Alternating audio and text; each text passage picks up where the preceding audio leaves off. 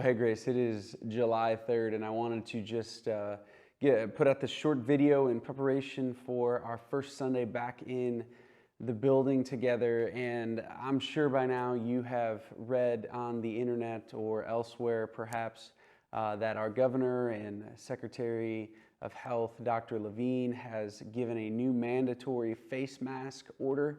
And so I wanted to talk about that as well. And the order is pretty simple. It's pretty straightforward. It's pretty broad. It's pretty all-encompassing. And it's essentially that if you're not in your house or not able to stay 6 feet away from those you're around, you need to have a mask on. And so our position as a church all along has been to give deference to the authorities over us. And in that regard, I want to personally be careful as we walk through this together that we're not drawn into any political tug-of-wars either. I know those things are currently in the works. There's been some decisions given. Those tug-of-war battles, quite frankly, are probably not over at this point. And so rather than find ourselves caught in the middle, we're going to continue to take that posture and position of deference to the authorities that have been placed over us. Paul tells the church in Rome to do that, and he says, submit to the governing authorities because they're in those positions of leadership because God put them there.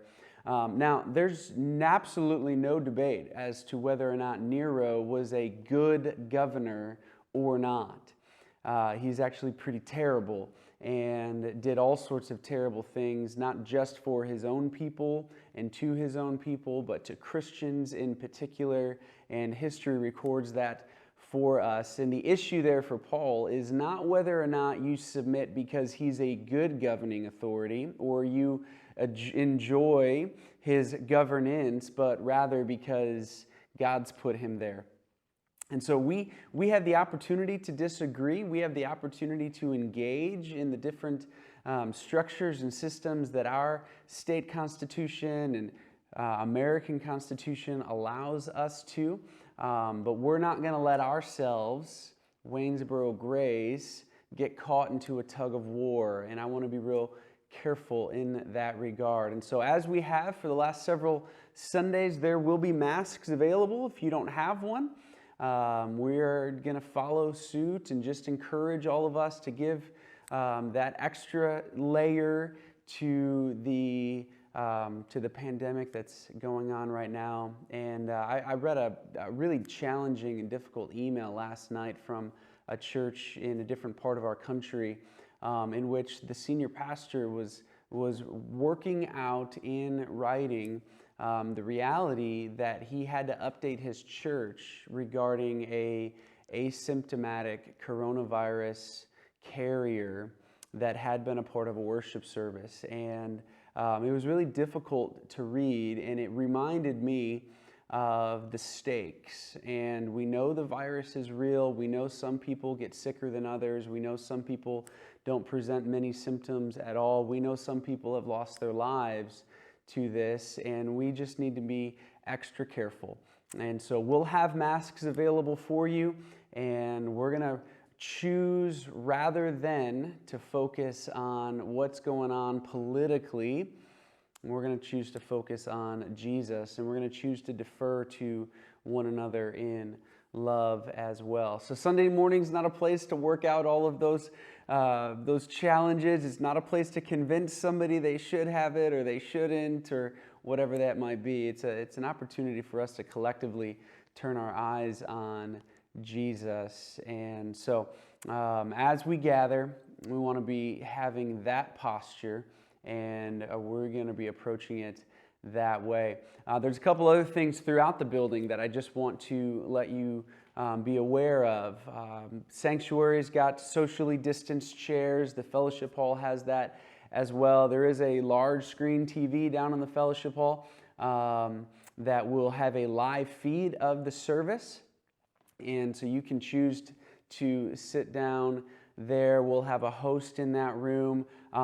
If you're in the fellowship hall, you're going to want to find lyric sheets along with a bulletin just because we've not yet spent the money needed to get video and lyrics down on the screen downstairs. That's a few more $1,000s than we want to invest right now.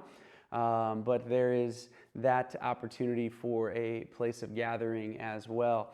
We're not going to have any coffee brewing Sunday morning.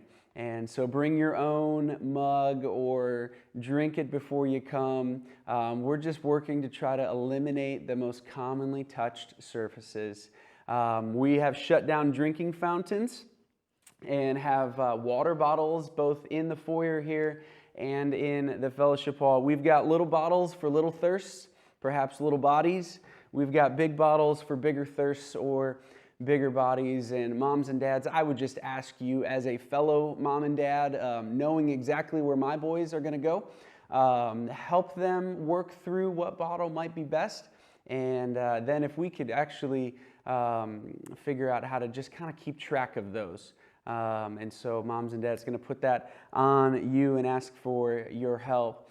In addition to putting a live feed down into the fellowship hall and meeting in the sanctuary, we're also going to be recording the service. And over the next couple days, 7, 8, 9 of July, we'll be getting a YouTube video together as we have, because we're recording those on Sunday mornings now, not on Wednesday afternoons. Those are going to be a little bit behind the Sunday morning gathering. But if you're for whatever reason uncomfortable or not feeling well, there will be an opportunity for you to catch up on what it was that took place here. After we're all said and done with the worship service, I'm going to ask you to just work your way outside. And there is several different grassy areas. It gives you an opportunity to just admire all of the work Eric's done over the last several months, making this yard look more beautiful than it has ever looked. But because some of the occupancy limits, just even a part of Green Phase that we are under, we can put probably close to 150 people in the sanctuary, but we can't do so in the foyer. And so if we would all leave together, even if there's 80 of us, if we would all leave together, we would exceed those occupancy limits. We'd probably be closer than what's being currently recommended. And so if we just work our way outside, both from the fellowship hall and the sanctuary, I think we'll have an opportunity to just spend that normal time interacting and having conversation with one another that we do inside. For those of you that'll have kiddos in class, you are absolutely welcome to go get those. The teachers really want you to do so sooner than later, but then work your way outside as well. Lastly, regarding to classes during the worship service. So I'm not talking Sunday school. I'm talking about kids worship. We're going to cancel kids worship for the older crew this month. And that's not a pandemic thing, that's a vacation thing. I was talking with Cindy over the last couple days just regarding schedules and workers and all of those things for kids worship. And we were reminded there's a reason that for the last several Julys, we have said, you know what, we're going to not do kids worship. And that reason's been in part a break for our teachers, and we don't feel that right now the way we have in prior years. But the other main driver was the fact that we take vacation, and our church seems to vacation, take holiday if we were over in Europe with Roy Engel during the month of July. And so we're just going to have that be still a month of break. And so the busy bags are going to get packed and they're going to get ready to go. There will still be nursery during the worship service. There will still be a class for 2s and 3s during the worship service. So if you're wondering, how in the world am I going to keep my 2-year-old from being an ultimate distraction during that morning? It's a good question, and one that I would have had to wrestle with a couple years ago. Now I wonder, how in the world are we going to keep our 5-year-olds or 5 and 6-year-olds from being that ultimate distraction? But nevertheless, 2s and 3s, you will still have a class, and those teachers are excited to be back in with your kiddos. And so we're working real hard at making sure that the rooms are clean, the building's clean. It's been disinfected when you get here. And we've asked all of the teachers to take advantage of the disinfectant we have in each classroom to just give a light spray over everything that's been touched so that we can work hard at making sure it's clean on our way out. Last thing, and I think this needs to be the pervading thing for us, not just on Sunday morning when we come, but also when and as we move throughout our days. Psalm 63, the very first few verses, David writes, "O God, you are my God. Earnestly I seek you. My soul thirsts for you, my flesh faints for you as in a dry and weary land where there is no water. So I have looked upon you in the sanctuary, beholding your power and glory. Because your steadfast love is better than life, my lips will praise you. So I will bless you as long as I live. In your name I will lift up my hands." I'm looking forward to being back together on Sunday morning in the building with all of you. I'm looking forward to just once again worshiping Jesus together with all of you. And I'm convinced that in and throughout all opportunities for disagreement and or distinction that might exist among us, that might exist in our world, that may be preference, that may be a little deeper than that, what needs to pervade and prevail is worship. That we focus on what unites us rather than what distinguishes us. That we are told in Philippians 2, count others more significant than ourselves and follow the example and ministry of Jesus, who did just that. And so when we think about whether or not we're going to sing old songs or new songs, and that debate that had taken the church by storm for a long time, the answer was, let's just sing songs about Jesus.